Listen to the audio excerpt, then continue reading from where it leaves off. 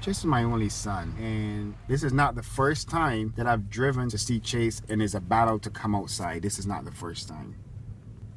This happened maybe 5 years ago. If I make a surprise visit to Chase, nothing else should matter because I'm his father. Who's that? Who's that? My name is Daphne McWilliams, and I am the mother of a boy named Chase.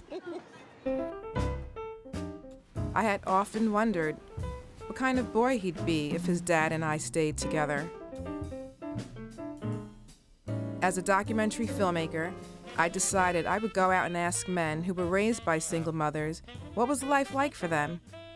Maybe this would help me help my son. I don't know much about my father. When I was 3 months old, my father left.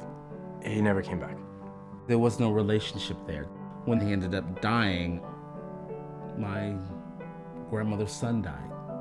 When I found out he had another family, it hurt. You know, we grew up with our mother and he's spending time with these two new kids as opposed to me and my brother John.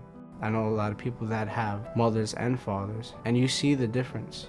In my experience, I needed a male to copy.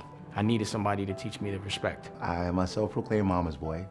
Everything that I am, every way that I act is primarily because of her. I know I'm definitely a lot more sensitive than the guys around me. That doesn't mean that, I take mess, but there were times that I just felt I was just a little too emotional because I grew up with a woman. So if you could say something to your father and you think it would help the relationship, what would you say? I wouldn't tell him anything because I don't think he can help. Nothing can help the relationship. Raising Chase alone was not always easy. He acts like he isn't, but he's listening, because I was that kid. Even in the middle of a fight, if we were just gonna choke each other. How many hours do you think you're on that phone? I don't know, Mom.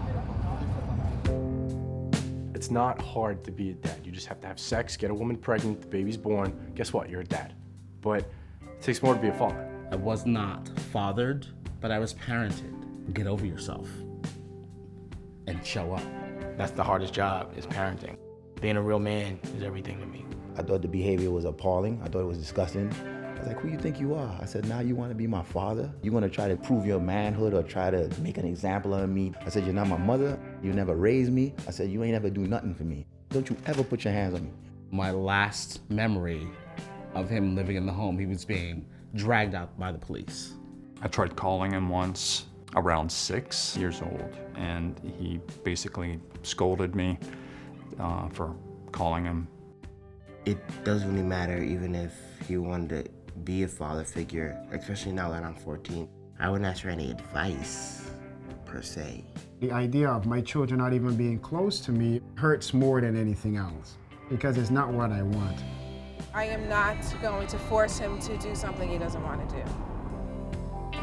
I don't have a lot of anger towards my father. I wish things were perfect in a perfect world, but they're not.